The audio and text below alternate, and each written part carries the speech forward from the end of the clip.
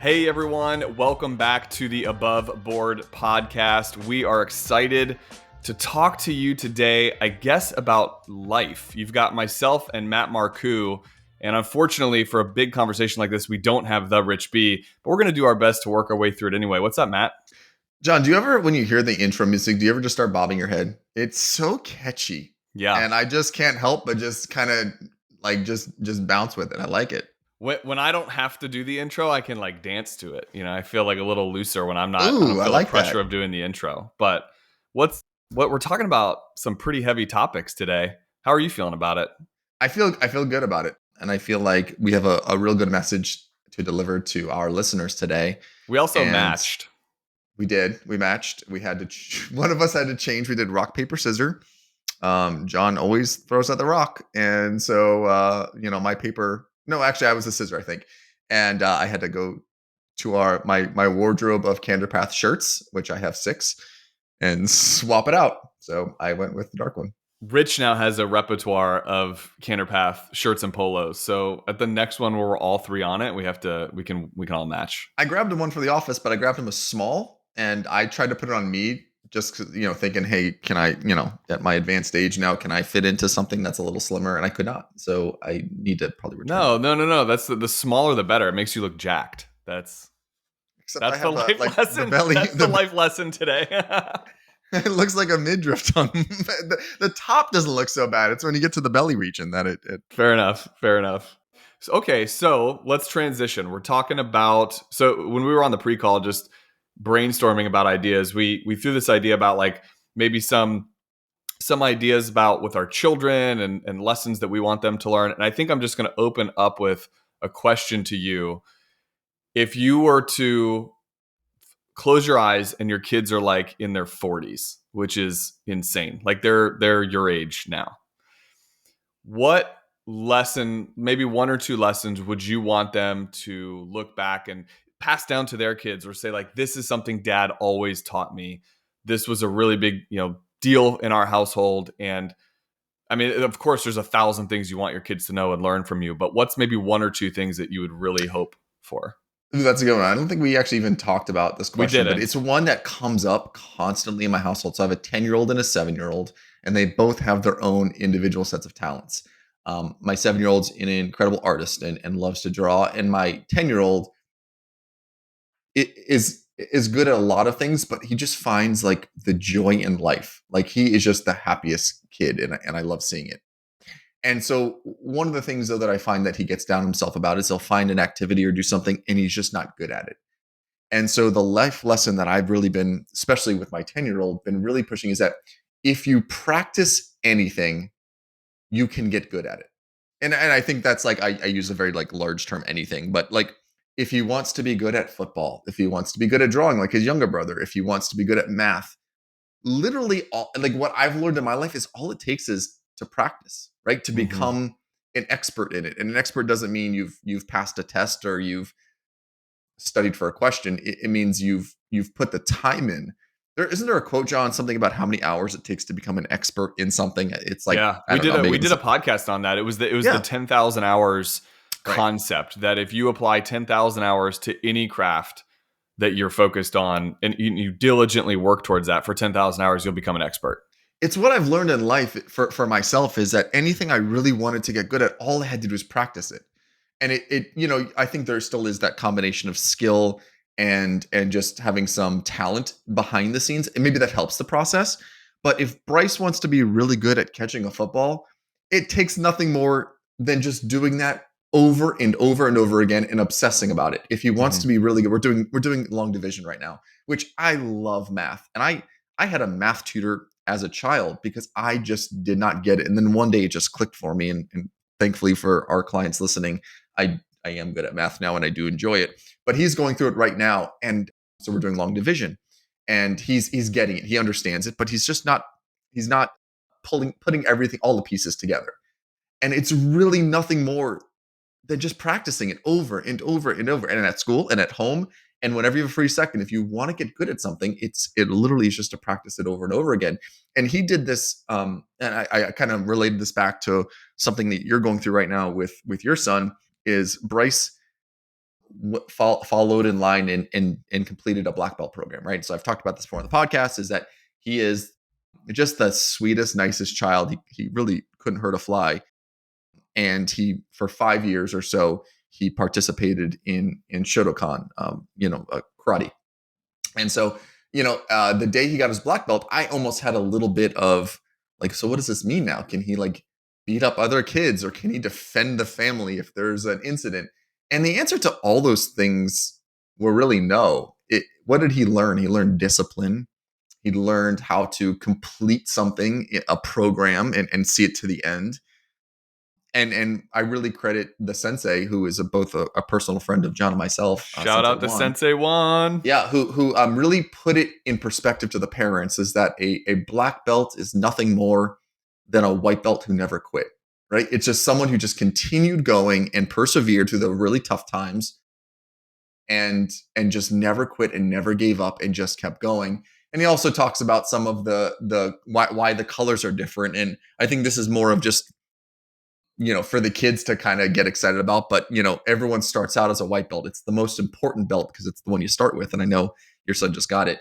And a black belt is all of those years of sweat and dirt and, rolling around on the floor and working really hard. And that white belt eventually turns black just because it gets dirty through all of the work that puts into it. So I try to take all of these lessons that I'm hearing from some really great people around and really try to apply those to my kids, so that they understand life does not get handed to you. It takes hard work. It takes perseverance. And again, circling back, if you want to be good at something, just practice it. Practice it over and over. And that applies to our profession.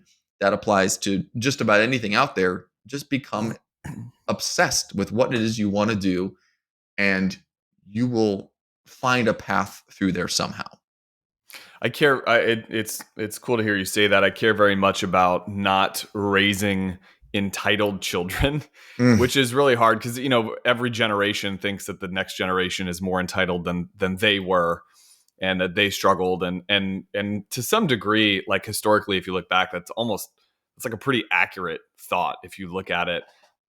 And I think that that's a really important lesson to teach your kids, the value of working towards something. Another commonality that all three of us share, Rich, you, and myself, is that our kids go to this karate school. I'm really new to it. John. So I'm really new to it. And actually, yesterday I had to have Sensei Juan teach me, like almost like tying a shoelace, like teach me how to do the belt. Oh, thank goodness for YouTube. I video recorded him doing it because I said I need to like practice this more so I can do it blindfolded the way he seemingly can. But that's another commonality we have. In fact, what's really cool is Rich's son Luke is now one of the instructors for my son. And my son is the age that your son was when he started karate, and the age that Rich's son was when he started karate. It's kind of a cool full circle thing. When we always talk about like these commonalities that all three of us share. And I started the question off in this podcast and asking you about the lessons for your kids because you didn't get an opportunity to answer that question back in August. Rich and I did a podcast kind of along those lines, and I wanted to hear your thoughts on that and how you answer that. So yeah, go ahead. Laziness was the other one that kind of comes to mind. I think entitlement is something that really bothers me, and then laziness. It's the little things, and I really harp on my boys when I see them being lazy. Taking the easy way out, or just trying to get by. Those are things that I've seen in life. I was never a straight A student. I was never at the top of the class. But me, John, you and I have talked about this extensively. Like it takes no talent to show up on time. It takes no talent to look a certain way, look professional, make yourself, presentable. It takes no talent to be able to strike up a conversation or be kind. Like those are things that take no talent or skill. They just take the ability or the willingness to want to do those things. And we've both gotten a really long way in life with, again, being a student of our craft, which we've talked about, and being and having candor, being able to speak open and honestly. But you and me are rarely late to something, or rarely looking like schleps when we're supposed to look professional, or We're always able to strike up a conversation with someone, which so much of life is developing personal relationships and being able to have that give and take in a conversation. Those are things that I want to instill in my boys is you don't have to be the best of everything. A, just don't be lazy, and B, Mhm. be a student of your craft and care about what it is you want to do.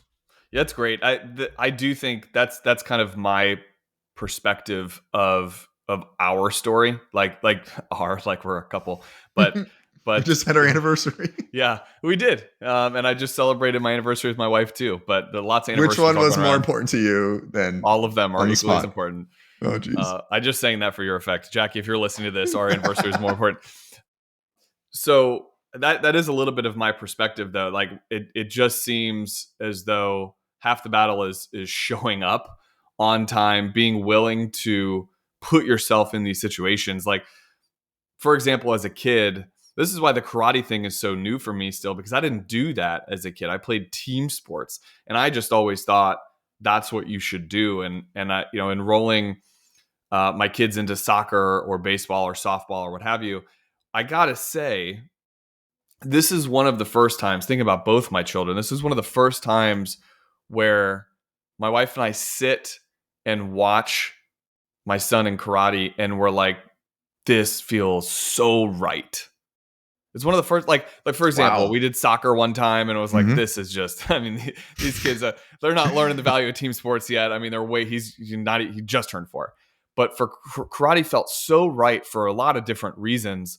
But hearing the sensei in between practices or different things that they're doing, just sit down and like teach. He teaches these very simple life lessons. At this age, again, they're only 4, and that's kind of the group that they're in. They're called the Little Dragons, and he's teaching these very simple life lessons about listening to your parents or even like eating your vegetables. I mean, he's Yeah. he's talking to these kids about this, and they're doing exercises, and they're getting this energy out, and they're learning to listen and stay focused and disciplined.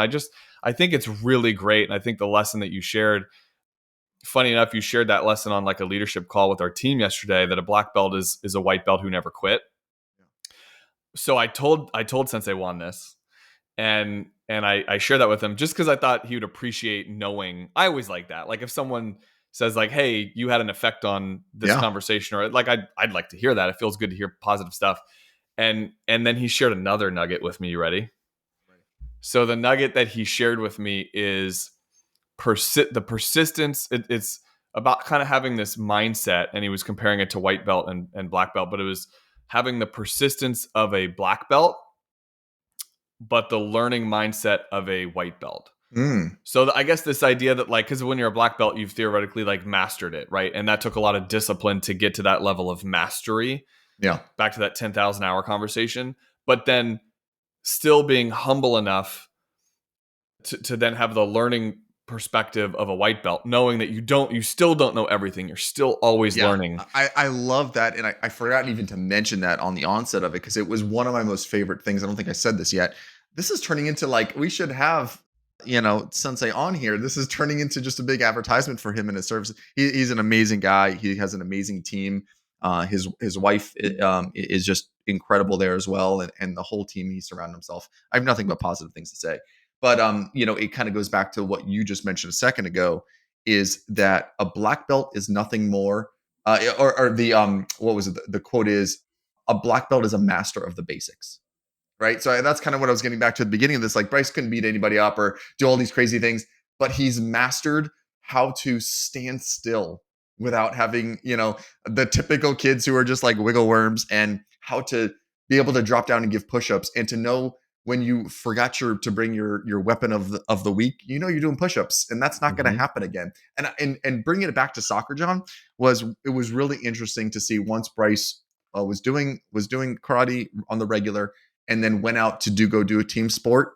I saw a completely different child. When you were talking about soccer a second ago, he did a kind of a fall soccer league, and no one's listening to the coach.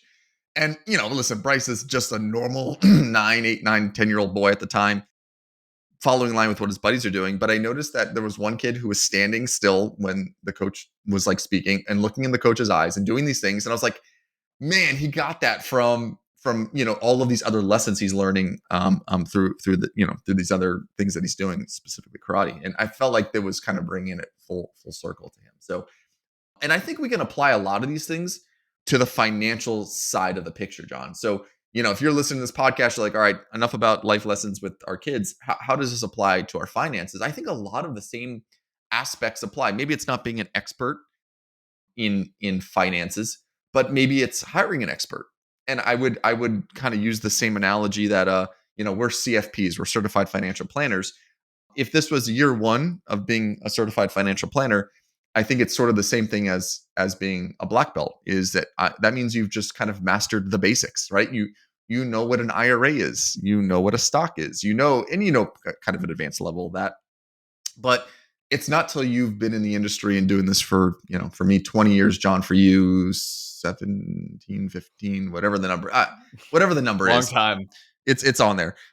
But, it's not till you've seen some things and you've gotten you've kind of, your sleeves have been pulled up and you've gotten your hands dirty in areas and dealt with death, and you've dealt with divorces, and we've dealt with stock markets going up and down and having geopolitical turmoil and all these crazy things. It's one thing to read about them in a book, but it's another thing to actually go through them. And so I think a lot of what we do is sort of related back to finance and how we can be better to our clients.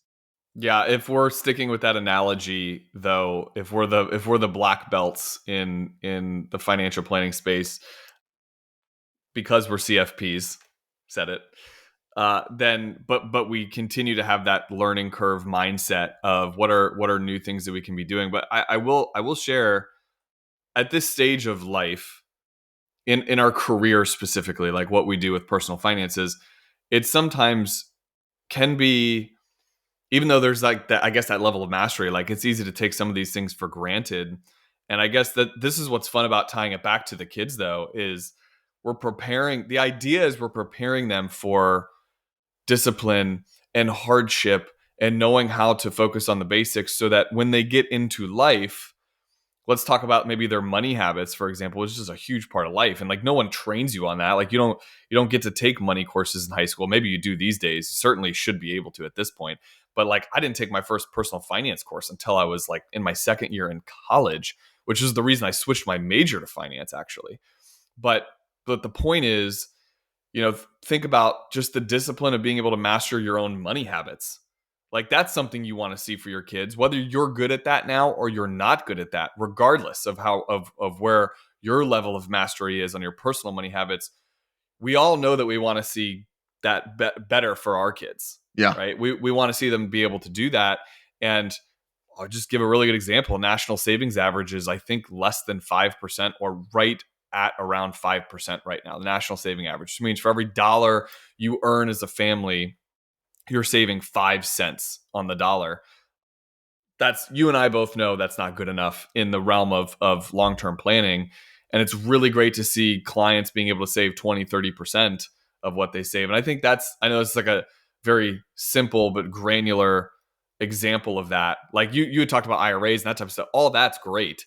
But like, just going back to the basics, the simple mastery of like your own emotions of not, oh gosh, I want to buy this. I want to, the impulsive, like, I want to go spend this money, and saying, no, no, no, I need to pay myself first. I need to save this dollar. I mean, those are, I don't know about how you're talking money with your Yeah, kids, but that's I something think we're going you're through. right on the right track. And like a saying comes to mind is, we have a lot of clients that are millionaires. I mean, we deal in the financial planning business. We have a lot that are aspiring to be that way too. It's not just one sided with our practice.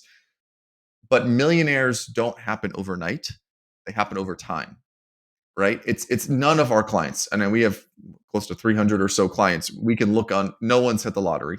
No one has, well, really, bet something huge and paid off. All of them have the same very common thread, for the most part, that and none of them were making $1 million a year in their profession for the most part. They all just had good financial discipline, right? It's saving. Why do you have to save? Well, because you need a rainy day fund so you don't tap into credit cards and start paying massive amounts of interest. It is, making sure that you look at your budget and you are saving a little bit for tomorrow, spending a little bit today, because you got to enjoy the ride too, which is I'm a very big proponent of. But all of it has, I mean, we have school teachers, we have all types of professionals that have hit that 7-digit number And it's really just through hard work and through financial discipline. And it's through not giving up, it's through persevering, it's through hiring an expert so that they're optimizing their finances in the right spot, and that they're doing their job really well, and they allow someone to do their job, meaning us, is manage the financial component of it. There's a common theme between all of these people. They're all just amazing to be around. One of our sayings in our company is we don't have marginally satisfied clients, right? We only want to deal with people who are pleasant to be around, who have these really good financial mindsets, or those that want to be that way, and they'll allow us to guide them through that path. And so I think a lot of these life lessons can be applied to a 30 or 40 or 50 or 60-year-old who maybe is behind, or maybe is just trying to optimize things, or who is trying to find what is the best way to get to that point so that they can retire. Yeah, I would summarize that to say they worked hard and they saved smart. Yeah, I mean that's ultimately what it is, and it's not even that they nowhere in there did I say they bet big and they won big. They took these gambles, and that's not what we're talking about.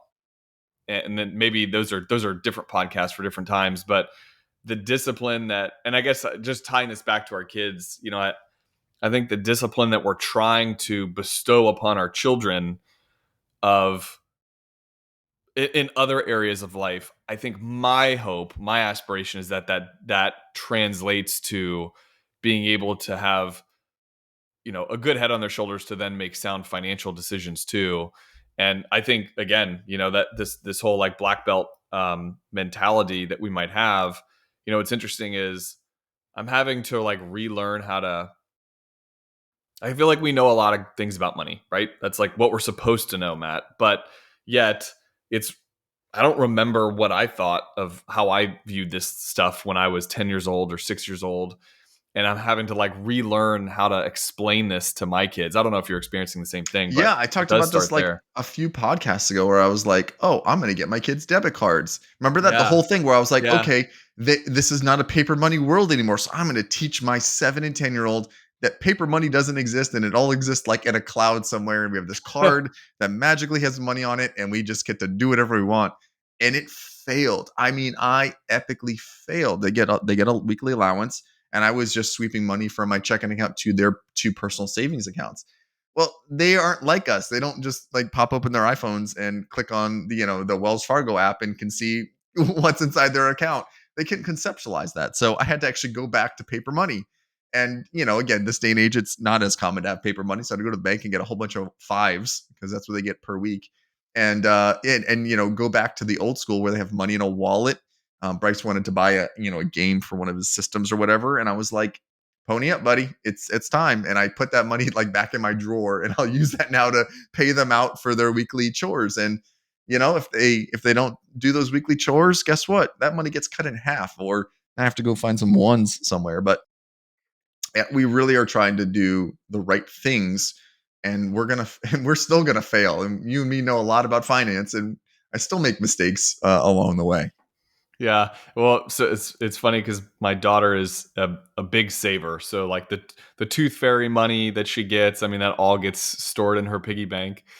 And we're trying to now teach her to make decisions around how to use it, like how to spend the money. So if she wants something, and she's going on a field trip today, actually, while we're talking. And she's like, Dad, I need $20. And I'm like, what? Like, take it out of your piggy bank. She's like, no, I'm saving that. And I said, what are you saving it for? And she goes, well, I'm saving it for the future. I swear this is what she said. I'm not making this up. She's like, I'm saving this for the future when I'm a mommy and I have to take care of my family. Oh And my I was like, gosh. whoa. Did you just open your wallet at that point? You're like, here's 100. Have fun. Which is the worst thing I could have done to give into it. But I was like, you said the right. I feel like she knew to say that to me of all people. Cause I'm like, Did she have the yep. doe eyes? Was she like looking at you with her eyes, Oh, just like, Daddy? 100%. And I Yeah. loved every word she said. And I was like, here's 40. Go have a And blast. here's the keys to the car. Like, just go take a drive, whatever you want to do. Oh, Oh that's my the best. goodness. It was so Yeah. fun. But Yeah. hey, as we wrap up today, there's a quote that I pulled, and I've adopted this from Rich because he always does this when he's on the podcast. I think it's so He's great. so good at quotes. He's so good at it. And it's that success is not the absence of failure, it's the persistence through failure. which I thought was very, very good. Oof. I Any like that. wise words or parting thoughts, Matt, Yeah, as we wrap? I love it because that was one of the things that I've always teach my boys too is that failure is an option. Failure's allowed. Let's have small failures and not big failures. And I think it sort of applies to that quote as well. I'm okay with them not being great at everything. That's not what it's about. But let's have small little mistakes, not big mistakes that cost us. And I think you can learn a lot through being persistent, being a student of your craft, and knowing that it takes time for things to develop and things to come to you. It doesn't happen overnight. I don't know about you, but it's really hard for me to truly live that quote. Like I know that I experience personal failures and I know I get better as a result of it, but it's hard to watch your kids go through that It's the toughest thing. because you could tell, like, you could coach them through that before they even experience the failure, but the lesson just seems to not land like when they actually experience it. Yeah, And so it's true. simple stuff. Like, here's a really small, simple example. My son, brings us. He's little. He's 4, but he brings a stuffy to school every day for nap time. Forgot his stuffy. It was a really big deal that he forgot his stuffy that day. Guess what? He's never forgotten again. Yeah. His stuffy. It's But only gonna like, happen but once. all the mornings prior to that, don't forget it. Don't forget it. Sometimes we grab it for him so he doesn't forget it. We do it for him. And I mean, I know that's such a simple example, but in a 4-year-old's mind, that was the biggest deal for that hour and a half nap that he didn't have the stuffy that he wanted to cuddle with. So Yeah, huge. it's so hard though. It's really hard as a parent to. It is. You want to provide everything. You want to make it easy. And we both, you and me specifically, know that the easy way is not the best way, and they'll not learn. And that sense of responsibility, those are things that we have to instill at a really young age. And I think we're on the right track, hopefully. Amen to that. Well, shout out to the Rich B. Hopefully you get a chance to listen to this one. Sensei Juan as well, for all the wise quotes that we got to utilize and kind of create a whole podcast out of today. But and the listeners. So we love doing these podcasts. This is a little bit of a sneak peek, but in the coming episodes, I think it's going to be like episode 101, which we're not that far away from. We're going to do a little bit of a podcast revamp or refresh. So we're excited for that. So thanks as always for listening to us on Above Board with Candor Path, and we will see you next week. Bye, guys.